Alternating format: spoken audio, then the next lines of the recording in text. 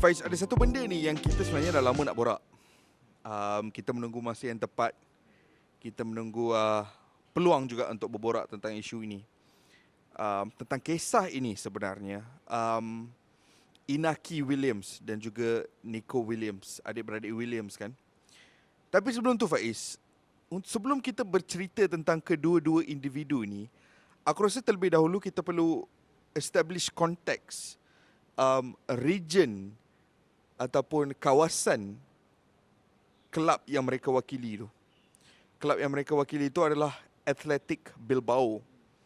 Apa yang boleh kau ceritakan Faiz tentang Bilbao ataupun Basque region ini? Ia adalah wilayah Basque yang mana ini adalah antara wilayah yang banyak juga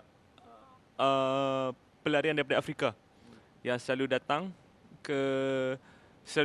melalui satu daerah border, daerah sempadan di antara Spanyol dan pintu Afrika ni. Jadi ada keluarga Williams ni salah satu antara daripadanya lah. Basque region ni juga adalah antara wilayah yang paling berjaya bola sepak dia. Mereka mempunyai beberapa klub, tetapi yang paling bersejarah dan yang paling popular adalah Athletic Bilbao, di mana stadium dia San Mamés tu boleh memuatkan 60,000 penyokong dan sentiasa penuh. Jarang tak penuh. Kadar percentage capacity stadium dia tu lagi tinggi daripada beberapa ground terkemuka lain macam Santiago Bernabeu dan juga Nou Camp. Mereka lagi tinggi San Mamés tu. Kita pun sering boleh tengok kan di malam tak payah Champions League, Europa League pun kalau Athletic Bilbao main under the lights, memang suasana dia menyeramkan. Macam dulu Manchester United pernah main. Under Jangan ingatkan aku benda-benda macam ni. Tentu Marcelo Bielsa coach kan. Dan memang atmosphere dia tu memang kata orang tu scary kan.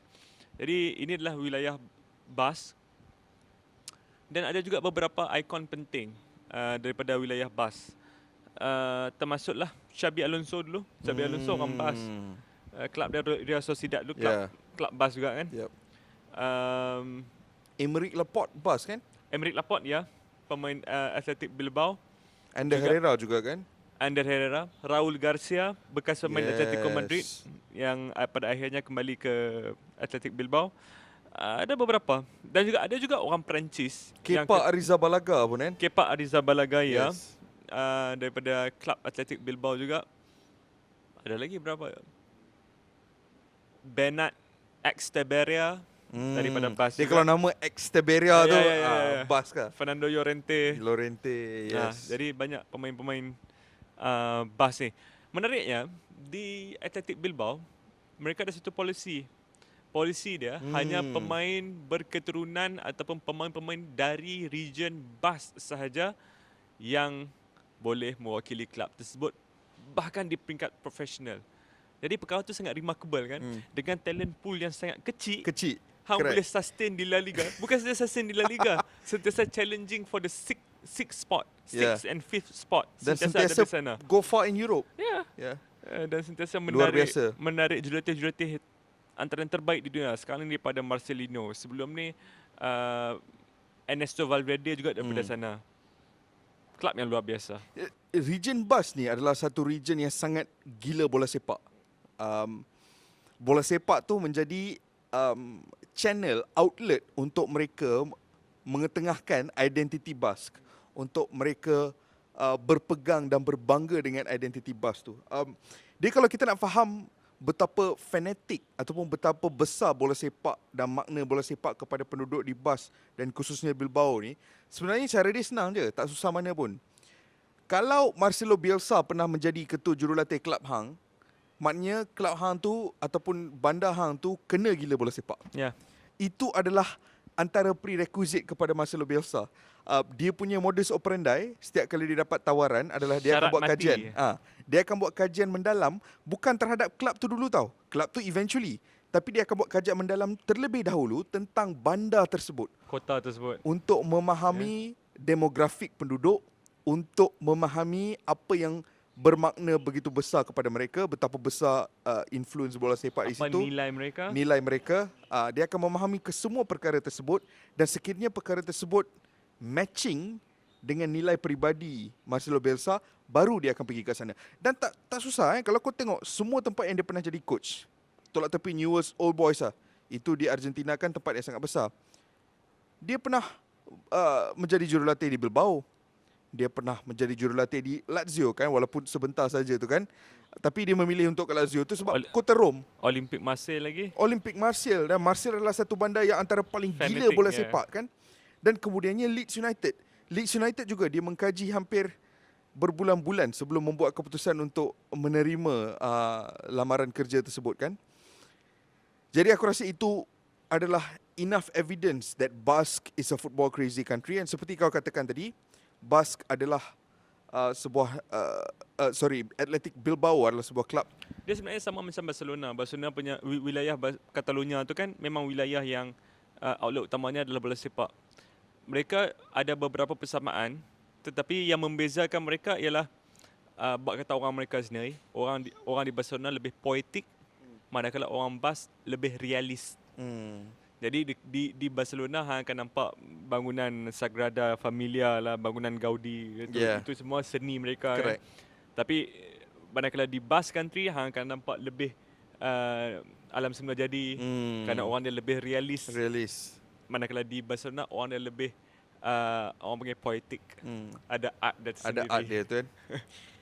Jadi macam yang cakap, untuk sebuah rantau yang gilakan bola sepak dan untuk sebuah kelab yang prioritize Basque identity, dan untuk sebuah rantau juga yang mungkin antara progresif dalam menerima dan menempatkan imigran dan juga refugee, ada satu kisah menakjubkan, Faiz, tentang dua individu yang pada ketika ini memiliki jiwa Basque biarpun ibu bapa mereka berasal dari benua Afrika, iaitu Inaki dan juga Nico Williams. What a story. Inaki Williams ni kita dah dengar lama. Aku rasa yang paling popular nama Inaki Williams ni sebab dia antara pemain Bilbao, dia antara pemain dalam sukan bola sepak dunia yang pernah membuat consecutive appearance untuk sebuah kelab tanpa mengalami sebarang kecederaan. 205 perlawanan berturut-turut. Itu gila tu, Faiz. Tanpa miss a single tanpa game. miss a single game, 205 perlawanan, dan ia menjadi rekod di Spanyol. Itu adalah benda yang memang untuk bola sepak moden yang hamai setiap 3 hari, yang latihan dia lebih keras, yang intensiti dia lebih gila. Dan tengok je permainan Inaki Williams macam mana kan, sentiasa berintensiti tinggi. Correct. High pressing. Ini boleh dikatakan satu perkara yang sangat luar biasa. Keluarga dia berasal daripada Ghana, dan beliau tak tahu cara keluarga dia datang daripada Ghana ke Bilbao tu. Dia tak tahu langsung sampailah umur dia 18 tahun. Sampai masa tu, pada umur 18 tahun tu, dia sudah pun berada dalam pasukan Athletic Bilbao B. Kenapa mak dia tunggu dia usia 18 tahun baru cerita? Supaya dia besar sikit dan dia sedikit matang untuk memahami perkara sebenar dia. Dan mak dia tahu kalau dia di star bola sepak nanti, akan ada interview yang tanya background dia. So mak dia nak arm dia dengan information yang betul supaya nanti dia boleh bagi tahu orang perkara yang sebenar dia. Dengan cerita dia tengok TV. Tengok TV, dia nampak berita refugee dari Afrika cuba melepaskan diri. Dan itu sentiasa membuatkan dia tertanya-tanya, bagaimana keluarga aku melepaskan diri. Dan akhirnya mak dia cerita, ada satu koloni yang menarik di Eropah ni. Dia dekat apa negara yang border Sepanyol tu? Is it Morocco? Morocco. Ada satu koloni Sepanyol di situ yang dipanggil sebagai Melilla. Melilla. Melilla kan? The Melilla Wall. It's the Melilla Wall. Dia macam satu Spanish autonomous region yang ada di tanah Morocco, Maghribi kan? Dan banyak refugee ataupun banyak individu-individu dari benua Afrika yang mahu ke Eropah akan cuba melepaskan diri by trying to enter Melilla. And that's why diorang ada Melilla satu menjadi entrance point. Sebab kalau kau enter Melilla, biarpun ia masih di benua Afrika, tapi entrance to Melilla bermakna kau dah masuk Sepanyol. And dari situ kau boleh apply untuk refugee status, kau boleh apply untuk political asylum, kau boleh pergi ke mainland Europe. Tapi bukan mudah. Ada satu wall yang sangat besar, dan perjalanan nak ke Morocco tu terutamanya untuk parents Inaki Williams ni yang daripada Ghana bukan dekat, Faiz. And diorang perlu melalui desert. Mereka perlu desert bahasa Melayu apa? Slipping my head. Padang pasir. Terima kasih pada cameraman kita tu. Mereka terpaksa melalui padang pasir tu. Berhari-hari, berminggu-minggu berjalan di padang pasir untuk sampai ke Melilla. Dan bila kau sampai kat sana pun belum garanti kau boleh lepas sebab ada dinding tu. It's an incredible story yang mereka berjaya lompat over, mendapat penempatan di bumi Dan Sepanyol. jangan lupa selama berminggu-minggu orang tua Inaki ni lari daripada Ghana nak masuk ke Sepanyol ni, mak dia dalam keadaan mengandungkan Inaki Williams. Maknanya berminggu-minggu kadang-kadang jalan, kadang-kadang tumpang truk, kadang-kadang jalan lagi berkilo-kilometer, jalan kaki sampai bapak dia ada permanent injury di tapak kaki disebabkan perjalanan tersebut. Dan sampai ke Bilbao, akhirnya mereka diberikan bantuan undang-undang daripada sebuah gereja. So, gereja ni akan bagi bantuan undang-undang kepada semua imigran yang masuk, yang mana yang perlukan bantuan undang-undang. Jadi mereka ada surat mereka bahawa mereka daripada Ghana. Tapi problem dia ialah surat saja tak mencukupi. Jadi mereka dinasihatkan oleh pengamal undang-undang daripada gereja tadi ni untuk ubah negara asal mereka. Jadi mereka terpaksa ubah negara asal mereka kepada Liberia kerana pada masa tu Liberia bergolak. Jadi political asylum boleh diberikan kepada orang yang daripada negara bergolak. Semua And yang from there, the rest is history. And apabila Inaki Williams dilahirkan, instead of giving them a traditional Ghanaian name, Yeah. ibu bapanya menamakan anaknya Inaki Williams kerana itu adalah nama paderi yang menolong Paderi, mereka daripada gereja tersebut.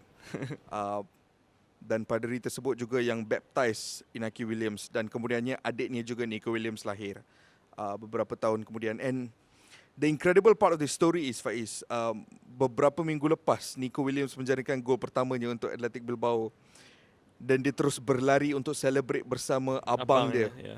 Dan dikala kedua-dua individu sedang celebrate di atas padang tu, mak dia dekat stands tu mula menangis. Aku tengok footage tu. Sebab kan, Rasa ketat dada. rasa ketat di hati. And ada lagi satu benda yang aku baca.